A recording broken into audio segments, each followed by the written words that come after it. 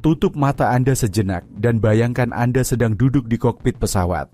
Saat itu pukul 6 sore, matahari menyaring melalui awan dan landasan pacu, akhirnya muncul di depan mata Anda setelah berjam-jam terbang. Altimeter menunjukkan 1000 kaki, lalu 500, lalu 100. Tiba-tiba, benturan keras, roda menyentuh aspal. Namun apa yang terjadi selanjutnya adalah apa yang benar-benar menantang logika. Dalam hitungan detik, sebuah massa seberat 200 ton yang bergerak dengan kecepatan 250 km per jam, kecepatan mobil Formula 1 di lintasan lurus, harus berhenti sepenuhnya. Kekerasan perlambatan mendorong Anda ke sabuk pengaman. Mesin meraung dengan nada yang berbeda, suara rendah dan dalam, dan pesawat bergetar seolah-olah sedang berjuang melawan kekuatan yang tidak terlihat. Pertanyaannya tidak terelakkan. Bagaimana mungkin menghentikan sesuatu yang begitu besar, begitu berat, dan begitu cepat hanya dalam beberapa detik dan dengan presisi milimeter? Jawabannya tidak terletak pada satu sistem saja, melainkan dalam koreografi sempurna, di mana 3 raksasa bekerja serempak untuk menjinakkan energi paling liar. Mari kita mulai. Masalahnya 200 ton dalam gerakan. Untuk memahami tantangannya, kita harus mulai dari awal. Energi. Ketika sebuah pesawat seperti Boeing 737 dengan berat mendekati 65 ton dalam keadaan kosong dan hingga 80 ton dengan penumpang, bahan bakar dan bagasi, terbang pada 250 km per jam, ia mengumpulkan jumlah energi kinetik yang sangat besar. Namun jika kita berbicara tentang raksasa seperti Airbus A380 dengan berat lepas landas maksimum lebih dari 500 ton, angka itu menjadi hampir tidak dapat dipahami. Untuk perspektif, energi yang harus dilepaskan saat mendaratkan pesawat komersial setara dengan sebuah mobil keluarga yang dilontarkan ke tembok dengan kecepatan lebih dari 1000 km per jam, atau ratusan mobil yang bertabrakan secara bersamaan.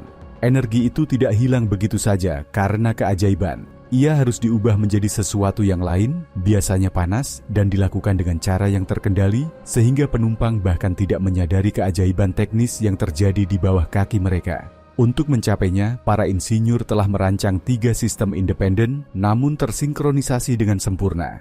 Masing-masing memiliki misi spesifik, dan bersama-sama mereka membentuk aliansi yang tidak terkalahkan melawan inersia.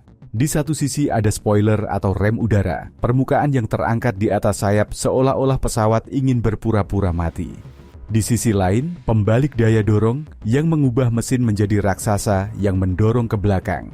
Dan akhirnya, jantung dari sistem, rem cakram, yang berada di roda pendaratan utama mampu menahan suhu yang akan melelehkan baja konvensional. Tidak satupun dari mereka yang bisa melakukan pekerjaan itu sendirian, tetapi bersama-sama mereka mencapai hal yang mustahil, beralih dari terbang ke posisi diam di ruang landasan pacu yang hanya beberapa kilometer saja.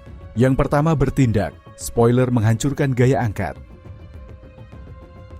Gerakan pertama dari koreografi ini terjadi di sayap, dan mungkin merupakan hal yang paling berlawanan dengan intuisi bagi mereka yang tidak mengetahui fisika penerbangan.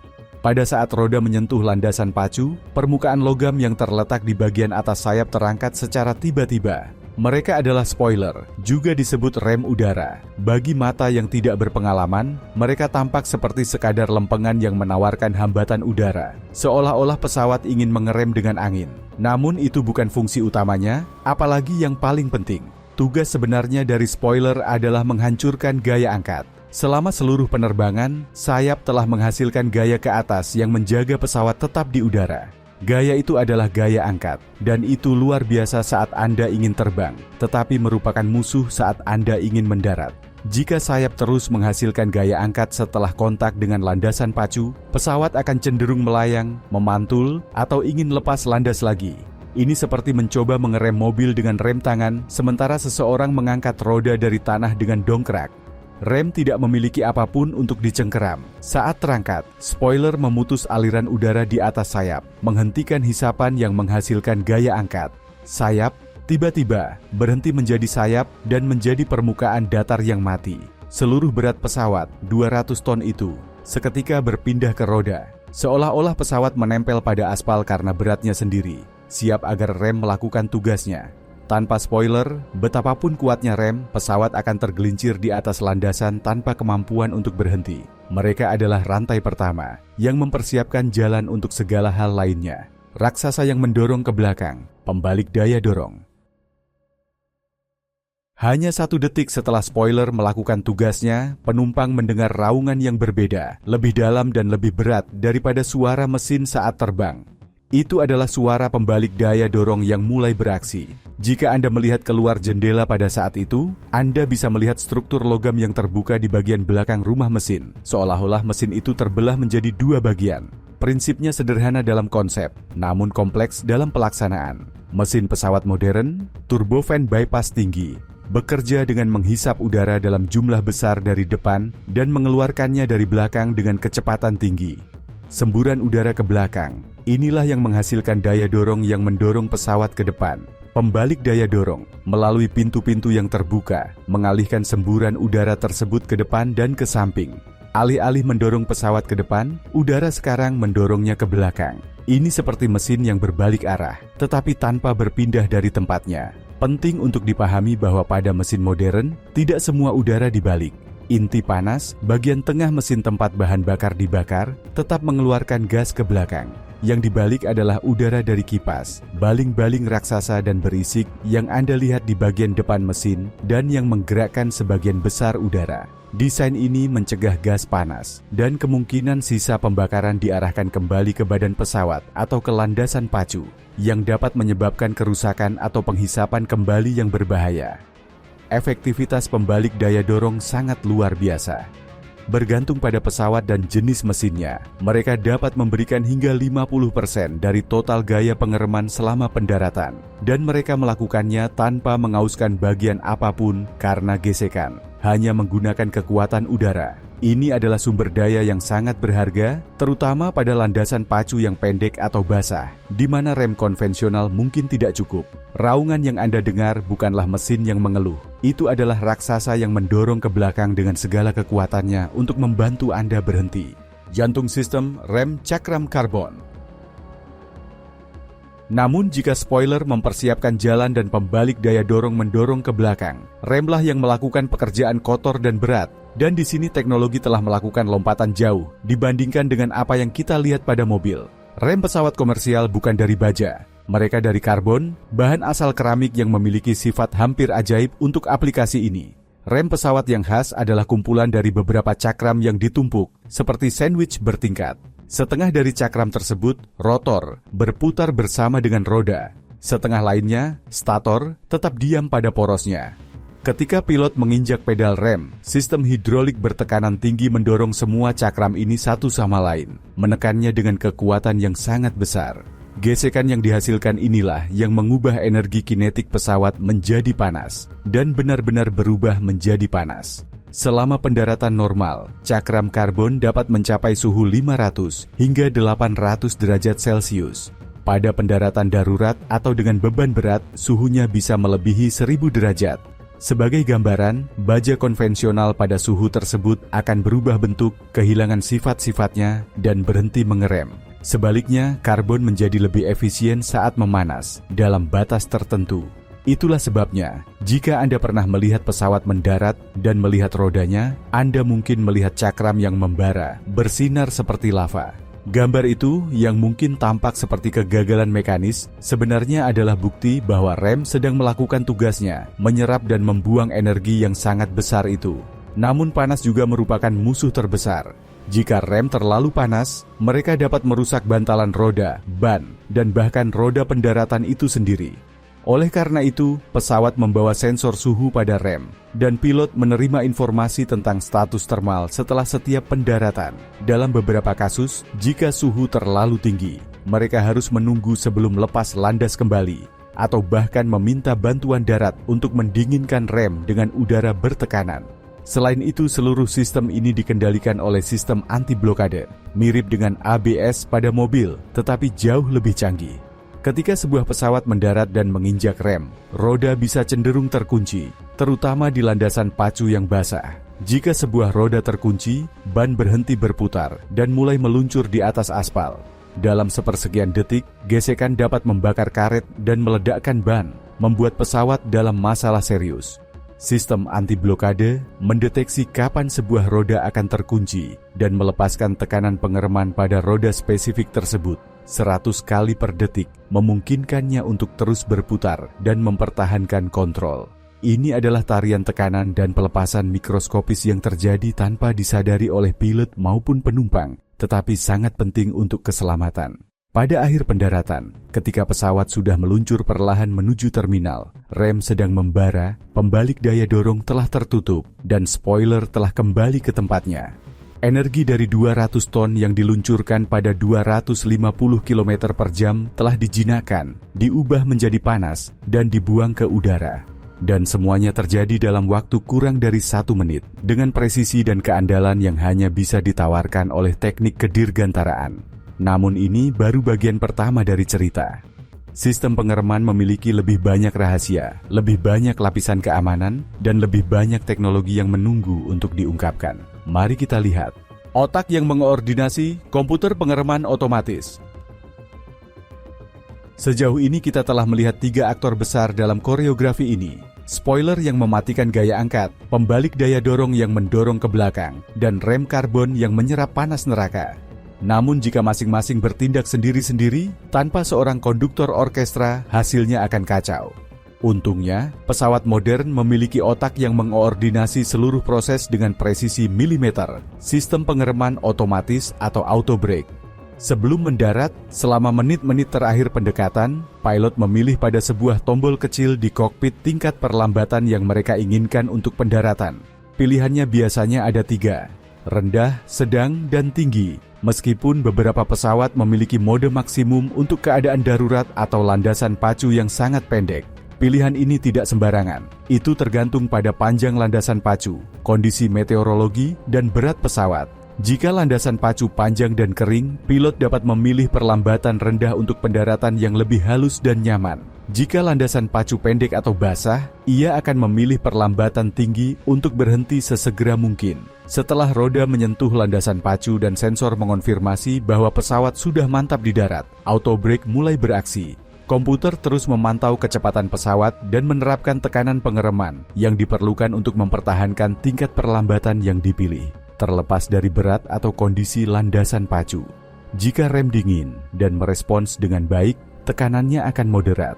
Jika rem memanas dan kehilangan sedikit efektivitas, komputer meningkatkan tekanan untuk mengompensasi. Jika pembalik daya dorong bekerja pada performa penuh, sistem sedikit mengurangi tekanan pengereman untuk menghindari perlambatan berlebih yang dapat membuat penumpang tidak nyaman atau membebani pesawat dengan tegangan yang tidak perlu.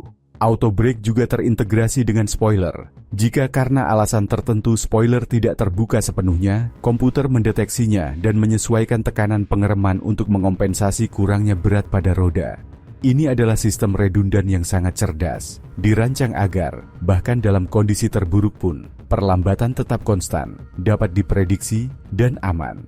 Pilot dapat, kapan saja, membatalkan sistem otomatis dengan menginjak pedal rem secara manual. Namun dalam sebagian besar pendaratan, auto brake melakukan pekerjaan itu sendiri, membebaskan kru untuk berkonsentrasi pada tugas kritis lainnya, seperti menjaga pesawat tetap di tengah landasan atau bersiap untuk kemungkinan evakuasi.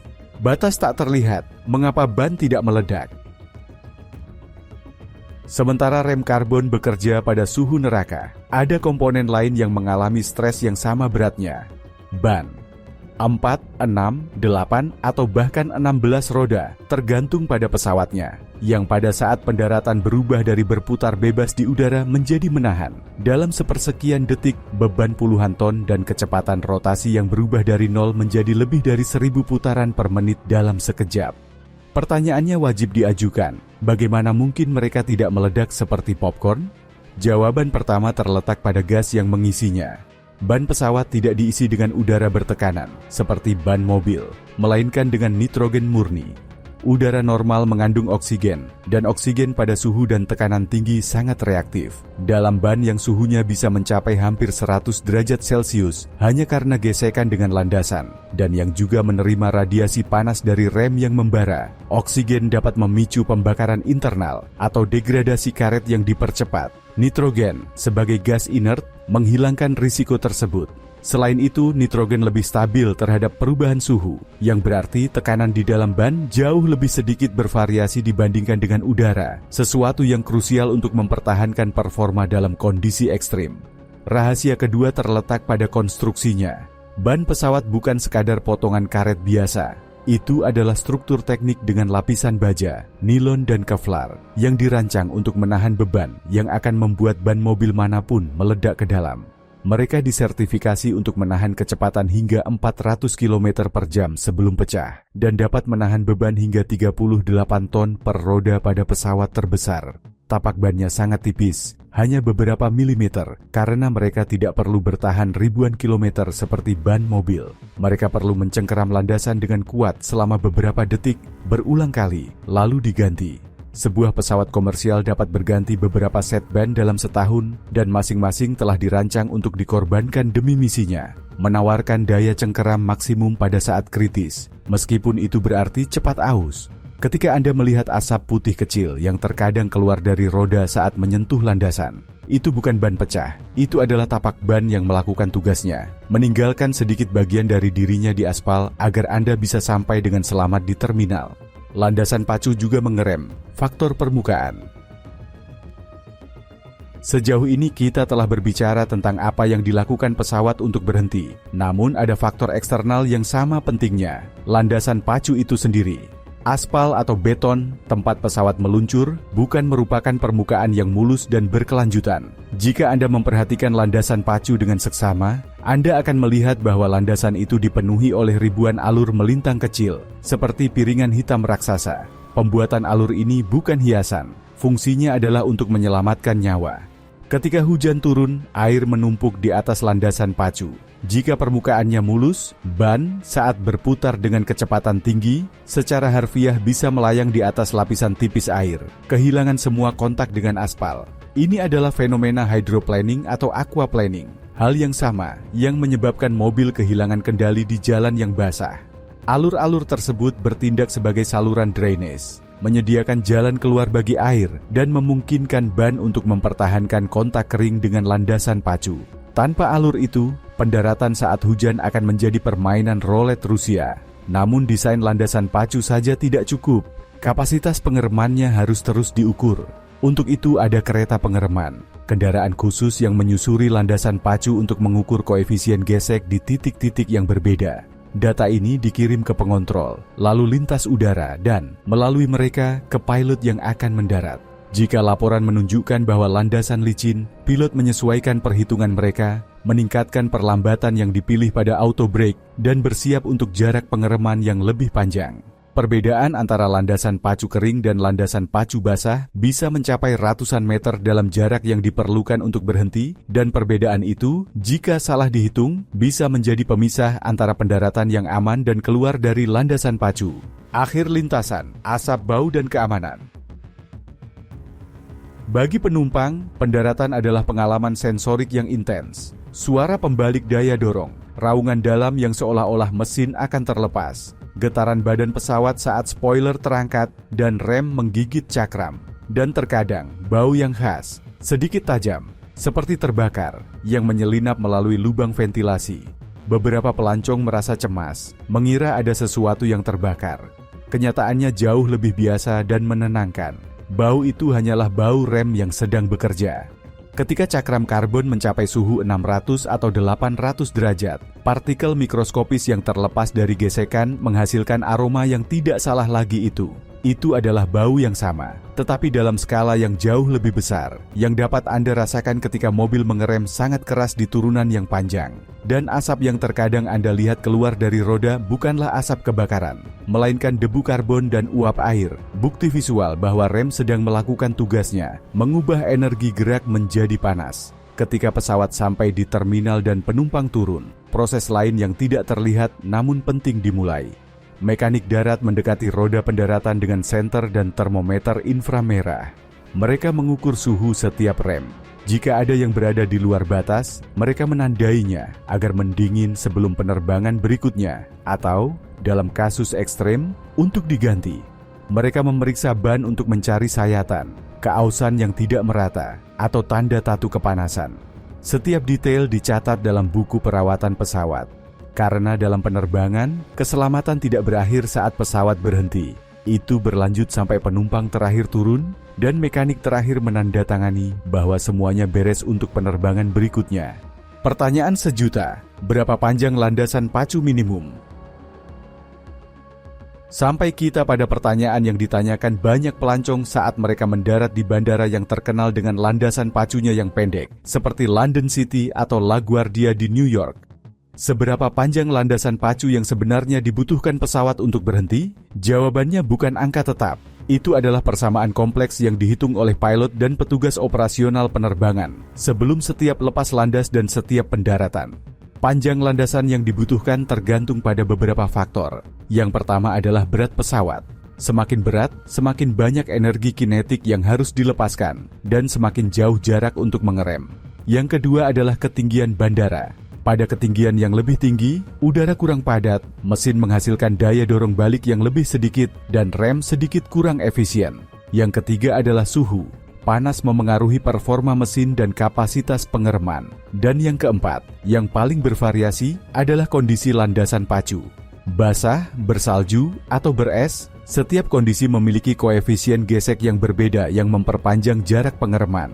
Untuk melindungi diri dari hal yang tidak terduga, penerbangan menggunakan konsep landasan pacu basah sebagai standar keselamatan.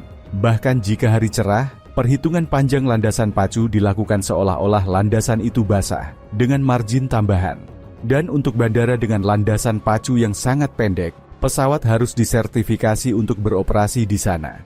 Ini melibatkan pengujian khusus di mana pabrikan menunjukkan bahwa dengan rem dan pembalik pada posisi maksimum, pesawat dapat berhenti dalam jarak tersebut dengan margin keamanan. Hasilnya adalah, ketika sebuah pesawat mendarat di London City, meskipun landasan pacunya tampak mungil dan pengeremannya mendorong Anda ke sabuk pengaman, semuanya telah dihitung secara milimeter agar hasilnya aman. Lain kali Anda terbang dan merasakan tarikan rem, raungan pembalik daya dorong, dan sedikit bau terbakar, ingatlah semua yang sedang terjadi di bawah kaki Anda. Ingatlah cakram karbon yang membara, ban berisi nitrogen yang mencengkeram landasan beralur, komputer yang menyesuaikan tekanan 100 kali per detik, dan pilot yang siap mengambil kendali jika ada yang gagal, menghentikan 200 ton yang diluncurkan pada 250 km per jam, bukanlah sebuah keajaiban. Itu adalah teknik, redundansi, pelatihan, dan obsesi terhadap keselamatan yang tidak memiliki tandingan di sarana transportasi lainnya.